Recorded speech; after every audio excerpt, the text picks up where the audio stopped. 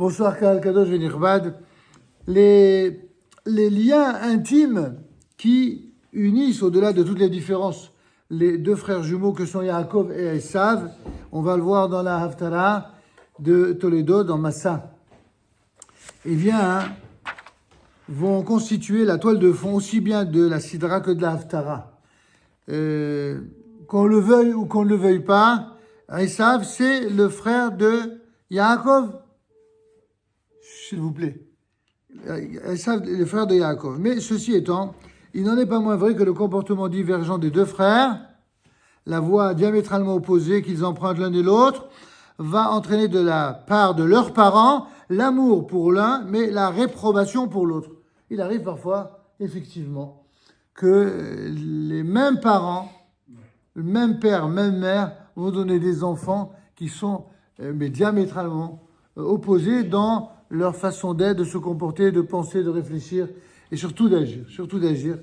Et c'est encore plus flagrant lorsqu'il s'agit de deux jumeaux, Yaakov et Esav, qui, comme nous l'avons souvent dit ici, sont probablement les deux plus faux jumeaux de l'histoire. On n'a jamais vu des jumeaux aussi dissemblables, tant sur le plan physique que sur le plan moral et spirituel.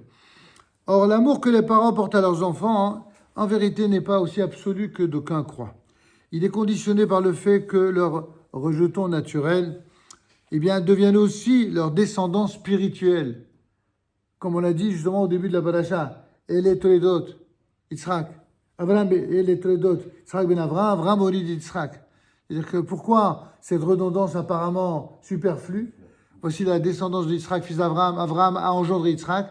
C'est-à-dire que c'est quand un père, quand on peut dire qu'il est fier d'avoir eu un enfant, c'est lorsqu'il voit dans son enfant celui qui perpétue sa manière d'être, son chemin, son cheminement moral et spirituel. C'est pas une affaire physique seulement.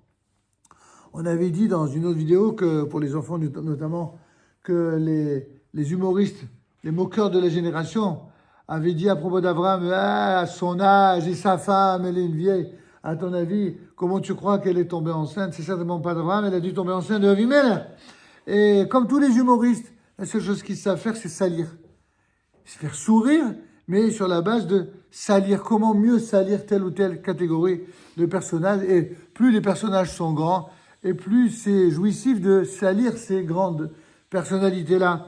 C'est la raison pour laquelle on va voir que Akadosh Baruch Hu va nous donner un enseignement ici dans l'Haftara qui est merveilleux, et pas seulement l'Haftara, la paracha aussi, pour comprendre justement la différence d'éducation qui va dans un cas donner pas seulement une descendance au sens physique, les animaux font ça aussi bien que les hommes, mais également spirituel. Un père n'est pas qu'un géniteur, c'est celui qui donne, qui transmet un message. Et donc, si c'est le contraire, alors les enfants et même les parents, finalement, l'un de l'autre, vont se détacher de leur souche pour vivre à leur guise. Vivre et agir à leur guise. Cet amour et cette réprobation, nous les retrouvons dans la Haftara, mais sur un tout autre plan. Selon Malachi, selon le prophète Malachi, c'est l'Éternel, une fois pour toutes, et d'une façon presque inconditionnelle, qui va accorder son amour aux descendants de Yaakov devenus Israël. Par contre, il réprouve les descendants de Esav, les fameux Édomites, dans toute la mesure où ils sont les héritiers des mœurs de Esav, et qu'ils entourent de leur haine, de génération en génération, les descendants de Yaakov. Tout comme l'amour et la réprobation sont entre les mains de Akadosh Baruch Hu, la bénédiction et la malédiction, lui appartiennent également. Et ce n'est pas Yitzhak qui saura bénir celui qui le mérite. Ce ne sont même pas les prêtres qui plus tard accorderont leur bénédiction au peuple. Yitzhak et les prêtres ne font que prier l'Éternel pour que celui-ci, considéré comme la source de toute bénédiction, déverse celle-ci sur son fils, respectivement sur la communauté. À propos des prêtres, la Torah nous dit clairement « Ils invoqueront mon nom sur les enfants d'Israël, mais c'est moi qui les bénirai. » Et Samouch Shimei al Bnei Israël va avarechem, la fameuse Birkat Kohanim. Ici également, c'est Dieu seul qui accorde sa bénédiction à Israël. C'est si Israël comptait sur les nations pour le bénir, ou alors sur simplement les manifestations exceptionnelles à grand cours à grand renfort de publicité pour faire plaisir aux uns ou aux autres, eh bien, entre des périodes et des décennies où il n'y a que des condamnations et des condamnations, heureusement que l'on compte sur le Dieu d'Israël. Pour autant, évidemment, que ce peuple qu'il aime s'en montre digne. Toujours le même type de raisonnement. Il ne suffit pas d'avoir un enfant, il faut que cet enfant se rende digne. Notons en passant que le fils qui honore son père, tel qu'on le voit dans le verset 6 de l'Haftara, nous fait incidemment penser aux deux frères, Yaakov et Esav, qui ont chacun, à sa façon, essayé d'honorer leur père Israël, et en honorant leur père, de lui arracher cette prière en vue d'une bénédiction divine que celui-ci tenait en réserve pour le plus méritant, et ce, pour la somme des générations desquelles sortiront de ces enfants-là. Eh bien, membre d'un royaume de prêtres, chacun de nous se doit de prendre pour lui aussi bien les reproches que les conseils que le prophète dans la Haftara va adresser aux Kohanim, aux pontifes de l'époque. Tout ce que nous avons dit de façon très ramassée, ici, c'est pour rappeler que il y a nous ferons une deuxième vidéo beaucoup plus linéaire de la Haftara, mais ici, les grandes lignes qu'il faut retenir de la Haftara, c'est quoi? C'est que Akadosh Baruch Hu, eh bien, va témoigner son amour qui sera au départ inconditionnel pour Israël, fils descendant de Yaakov, même quand parfois Yaakov ne va pas toujours se comporter bien. Alors, lorsque Yaakov ne se comportera pas bien, alors le Père, Akadosh Baruch Hu, le Maître tout-puissant d'Israël, eh bien, il fera ce que fait un père vis-à-vis de ses enfants de temps en temps. Il fera des reproches, voire même va administrer des corrections. Mais malgré toutes les corrections qu'il lui administrera, eh bien, il restera attaché profondément à son enfant. À l'inverse, celui qui fait semblant d'honorer son père, mais en vérité qui lui ment et qui le trahit, c'est ce que fera Esav. On dit que Esav a... Vous pouvez fermer s'il vous plaît, ça fait du bruit là-bas. Et je suis en train d'enregistrer.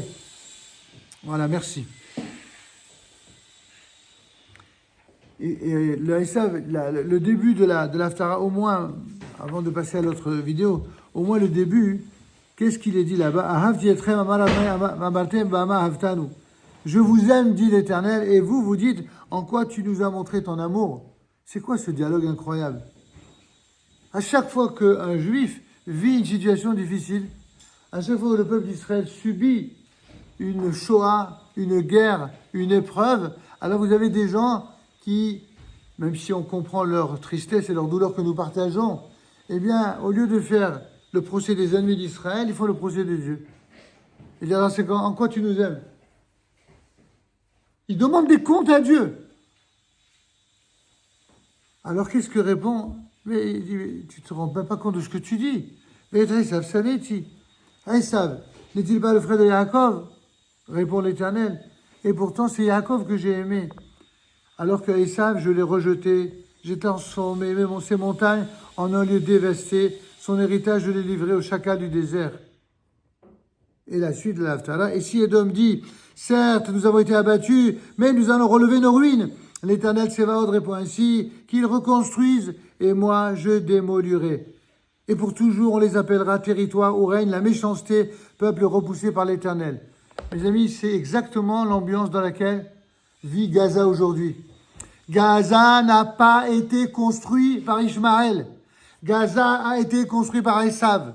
Gaza, depuis qu'il y a eu ce fameux désengagement quasi imposé par le droit international et la politique, et les compromissions au grand malheur, aux grandes dames et surtout à la honte d'Israël de l'époque, eh bien voilà le résultat. Le résultat, c'est que depuis que ces soi-disant Palestiniens se sont installés chez nous, puisque Gaza nous appartient, et nous réappartient et nous réappartiendra pour toujours, comme d'ailleurs toute la Judée-Samarie et comme tous les territoires d'Eretz Israël, eh bien, quels sont ceux qui alimentent et qui financent, qui donnent l'argent pour construire toutes ces constructions de mort, qu'il s'agisse des tunnels, qu'il s'agisse des maisons, qu'il s'agisse des armes?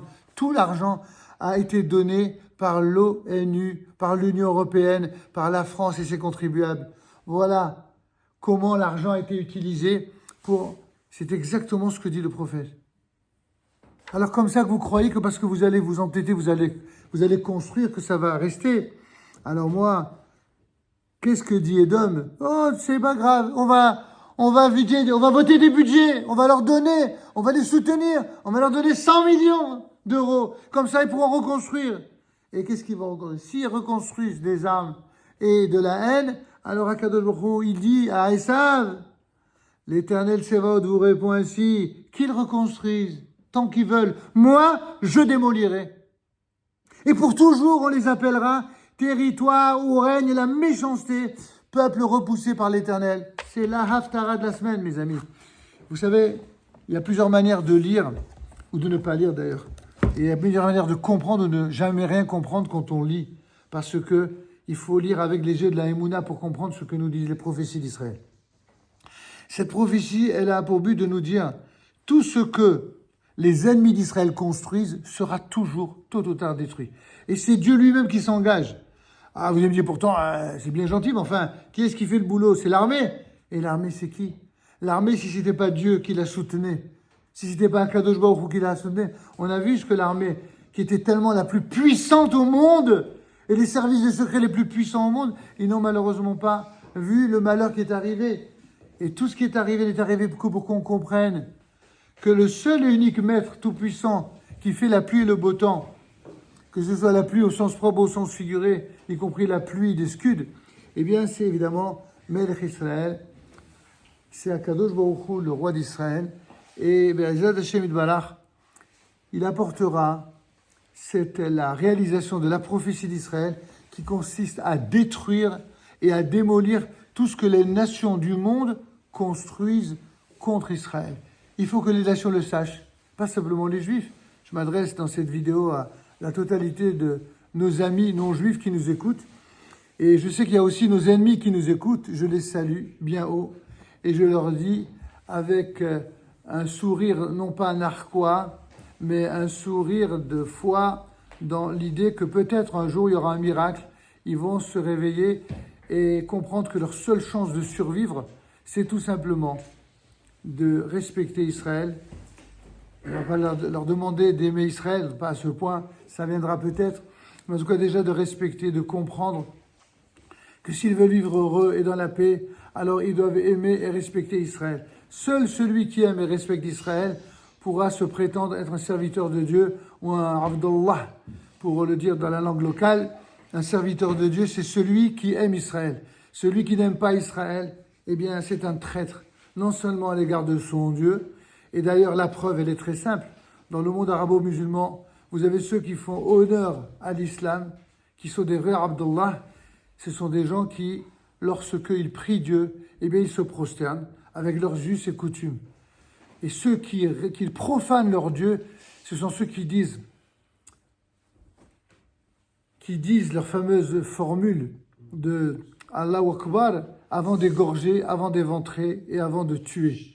C'est pas exactement les mêmes musulmans. Il y a des gens qui voudraient faire l'amalgame.